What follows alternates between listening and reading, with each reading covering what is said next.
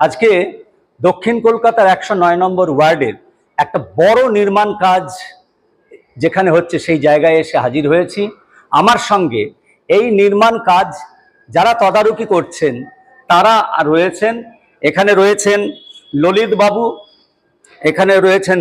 বাবু, প্রসেনজিৎ বাবু রয়েছেন, পলাশ বাবু রয়েছে এবং এই সংস্থারই একজন স্প্রেম্যান রয়েছে। কি নাম তোমার? রণজিৎ। আমার সঙ্গে রয়েছে এই চত্বর দেখাশোনা করেন আমাদের ভেক্টর কন্ট্রোল অফিসার বিথিকা মণ্ডল। এখানকার সুপারভাইজার রয়েছে বড় ভেক্টর কন্ট্রোল ইনচার্জ গণেশ। এছাড়াও গণেশ তো রয়েছে। আমি যেটা বলতে চাইছি, আমি এই জায়গাটায় 2017 পরেও একবার এসেছিলাম। 2017 সালে এই জায়গায় আমাদের বিল্ডিংয়ের তরফ থেকে এবং আমাদের স্বাস্থ্য দপ্তরের তরফ থেকে নির্মাণ কাজের জায়গা কিভাবে রাখতে হবে, মশামুক্ত রাখতে হবে, তার গাইডলাইন আমরা দিই। এবং প্রথম দিকটায় ওনাদের সঙ্গে আমাদের একটু মন কষাকষিও হয়েছিল, কিন্তু তারপর ওনারা বুঝতে পারেন মশার কামড় থেকেই ডেঙ্গু হয়। মশা তাড়াতে গেলে, মশারকে যদি আটকাতে হয়, উৎসে বিনাশ করতে হয়, কি কি করতে হয়, সেই জন্যে তারা আমাদের পরামর্শ মতো এই কাজগুলো হুবহু পালন করছেন। আমি এখানে একটু দেখব এই লিফট ওয়েলটা কেমন আছে। একটা লাইট।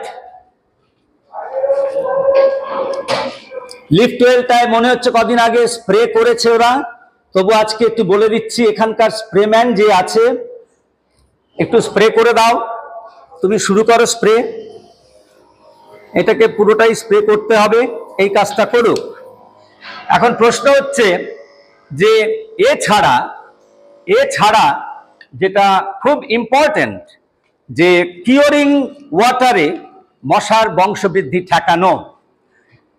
কিওরিং এর জন্যে, ফ্লোর কিওরিং এর জন্যে জল লাগবে এবং জল ছাড়া সেই কাজ হবে না।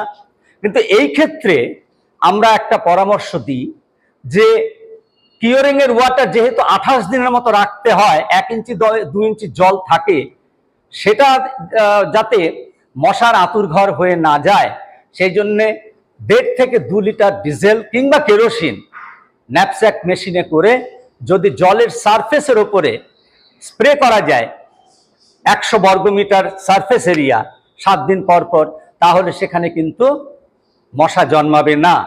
একটা জিনিস বলতে চাই, এই যে বড় প্রজেক্ট, এই প্রজেক্টটা যে ছাতার তলায় আছে সেই ছাতার নাম confederation of real estate developers association of India, সংক্ষেপে যাকে আমরা ক্রেডাই বলি। এই ক্রেডাই বেঙ্গলের আন্ডারে এটি একটি বিশাল বড় প্রজেক্ট। নাম আমি নিলাম না। 109 নম্বর ওয়ার্ডে বিশাল কর্মযজ্ঞ চলছে, কিন্তু আমি সত্যিই এটা আজকে দেখে আমার কাছে বেশ ভালো লাগলো, সেই জন্য নিজে এই ভিডিওটা করার উদ্যোগ নিয়েছি। যে এখানে যেভাবে কাজ হচ্ছে, নিজেরা স্প্রেম্যান তৈরি করেছে, আরেকজন সম্ভবত দেখলাম স্প্রেম্যান রয়েছে। প্রত্যেকটা বড় বড় জায়গায় আপনারা যে ওয়ার্কারকে কাজে লাগিয়েছেন তাদেরকে একটু ট্রেন আপ করুন। পিঠে যে ন্যাপস্যাক মেশিন রয়েছে, এই যে এটা ন্যাপস্যাক মেশিন, বেশি দাম নয়, ন্যাপস্যাক মেশিন কিনুন। কেরোসিন কিংবা ডিজেল, অনেকে পোড়া মোবিল দেন, পোড়া মোবিল দেবেন না, কারণ পোড়া মোবিল দিলে প্লট করে যাবে, জলের ওপরে ইউনিফর্মলি সারফেস হবে না। কারণ একটা কথা মনে রাখবেন, এই কেরোসিন বা ডিজেল স্প্রে করলে কি হয় না, মশার লার্ভা জলে থাকলেও সে বাতাস থেকে অক্সিজেন নিয়ে বেঁচে থাকে, কিন্তু জল আর বাতাসের মাঝখানটায় একটা স্তর ডিজেলের তৈরি হলে বাতাসের অক্সিজেন জলে ঢুকবে না, মশার লার্ভা অক্সিজেন না পেয়ে মরে যাবে। এটাই হচ্ছে উদ্দেশ্য। আমাদের আরেকটা রিকোয়েস্ট থাকবে, জল ছাড়া নির্মাণ কাজ হয় না, জল জমাতে হবে, ইট ভেজানোর জন্য চৌবাচ্চা লাগে। কোথাও কোথাও এখানে আমি আজকে দেখলাম জলের টেম্পারেচারটাকে বাড়িয়ে দেওয়ার সিস্টেমও আছে, তাহলে সেই জলেও মশা ব্রিড করবে না। সুতরাং এরকম বড় প্রজেক্ট চলবে। মানুষের এখন বাসস্থানের সমস্যা, মানুষ গ্রাম থেকে শহরে আসছে, শহর ওপরের দিকে বাড়ছে, শহরের জায়গা নেই।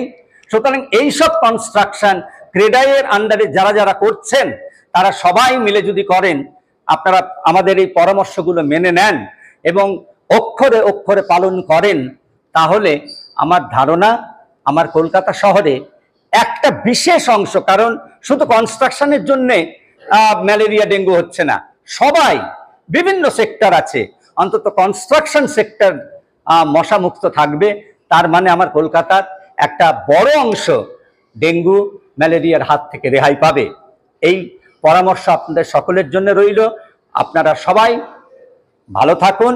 আজকে ন্যাশনাল সেফটি ডে সবাই পালন করুন। মনে রাখুন, ব্যক্তিগত সুরক্ষার দিকে নজর দিন।